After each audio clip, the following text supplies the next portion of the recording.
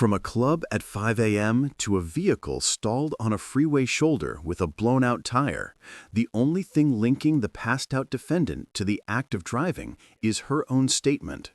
Will the judge throw out the case over a lack of direct evidence? Good morning, Ms. Ford. Good morning. Ma'am, you're charged with driving while intoxicated. You're facing up to 6 months in jail and or a $2,000 fine. We're going to do probable cause. You have the right to remain silent. Anything you say can or will be used against you. You have the right to have an attorney present. If you cannot afford one, one will be appointed to you, ma'am. I apologize. What's the last name you're on? P-O-U-R. Okay. On March 2nd, 2025, the officer was dispatched to an accident on the 4500 block of Southwest Freeway, and the defendant was passed out in the passenger seat of a tow truck. The officer noticed that her eyes were low, her speech was slurred, and her breath smelled like alcohol. She had also urinated on herself. The defendant stated she had one drink and was coming from a club, and the defendant showed lethargic behavior, and the defendant confirmed that she was the driver and that no one was with her. Standard field sobriety tests were administered, HGN 6 out of 6, walk and turn 6 out of 8, one leg stand 3 out of 4. The defendant consented to breath, and the results were 0.128 and 0.118.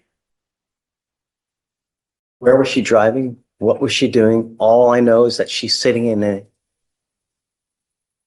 a passenger seat of a tow truck. How did she get there? What happened? Was there an accident? Who is writing these reports nowadays? I mean, Yes, Judge. And the statement made statements stating that she confirmed that this was her vehicle and she drove it to the crime scene. The defendant confirmed that she was with only her, no one else was with her. The defendant confirmed that she was on her way home from a club where she consumed alcohol, and the defendant's vehicle was found stalled on the shoulder of a busy freeway.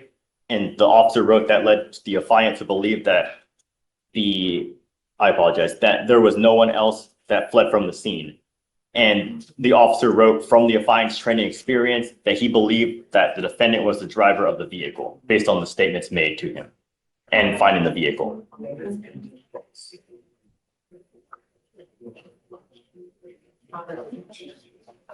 did anyone see her drive? Did the tow truck driver see her drive? How long did she drive? When did she drive?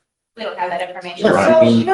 So it says that there was, Deputy DuPont was dispatched to a one-car minor accident and the vehicle was leaning on its side and stuck in a muddy ditch. The defendant was passed out in the driver's seat with the key inside the ignition and the engine running. That deputy woke up the defendant. So someone sees her in the ditch. Wait, I think you might have a different. That's oh, a sorry, different that was case, the right? wrong case, Judge. In this Sorry, case, sorry. she was passed out in the passenger seat of the tow truck, and there's no other information in regard to her driving besides the statement she made. So there's no one that observed it, Your Honor. And we understand. Let's do this. I'm gonna appoint your lawyer today so we can have someone take a look at the case for you. Okay? Ramona, do you mind appointing someone for Ms. Moore, please? Okay, Judge. Just do me a favor. Just take a seat for me in the jury box, will you, please? Okay, so it's a DWI Class B. Mr. Pons, please. Yes, Judge. On March 2nd, 2025, the officer was dispatched to an accident call on the 4500 block of Southwest Freeway. The defendant was passed out in the passenger seat of a tow truck, and the officer noticed that her eyes were low, her speech was slurred, her breath smelled like alcohol, and she had urinated on herself. The defendant stated she had one drink and was coming from a club. The defendant showed lethargic behavior, and the defendant confirmed that she was the driver and that no one was with her. Standard field sobriety tests were administered, HGN 6 out of 6, walk and turn 6 out of 8, one leg stand 3 out of 4. The defendant consented to breath, and the results were 0.128 and 0.118. And We have her in the passenger seat of a tow truck. Right, so her statement alone is insufficient. That's all they have about her driving. Your Honor, in the complete OR, there's further statements that kind of clarify the time period that when this happened. The officer stated that at 7:20 a.m., that's when he was dispatched to the accident call, and he arrived at 7:21. And the defendant stated that she was on scene and she was coming from her residence from a bar called Good Mood that she had arrived at 3 a.m. And the defendant stated she had the one mixed drink only and left Good Mood Lounge at 5 a.m. when she proceeded to head home. And the officer found the vehicle on the right shoulder stalled with the front passenger tire blown out. So the encounter with the defendant took place 2 hours according after when she left the bar.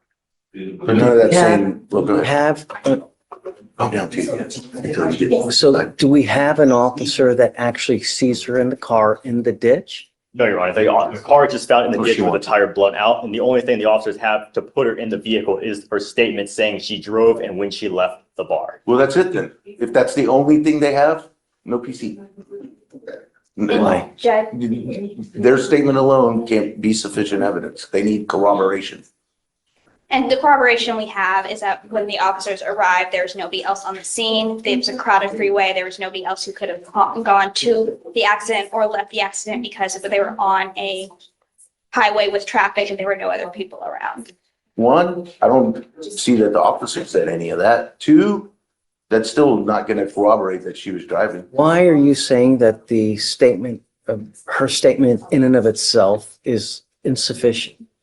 That's a rule. I can give you a case if you want. Yeah, I do. Okay, well, give So- me time. Yeah, and I'm willing to, if you want, maybe like we can revisit on Monday, Okay, because I want to give you time. I want to, wait for her appearance? For Monday? yeah, I'm going to put her under conditions though, but yeah, Understood. okay.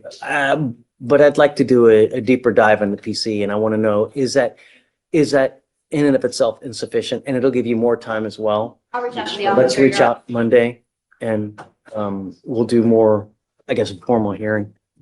Ms. Poor, we will have an additional hearing on Monday to determine whether there's sufficient probable cause to go forward. So you need to stay in contact with Mr. Pons and he will tell you how we went forward on Monday.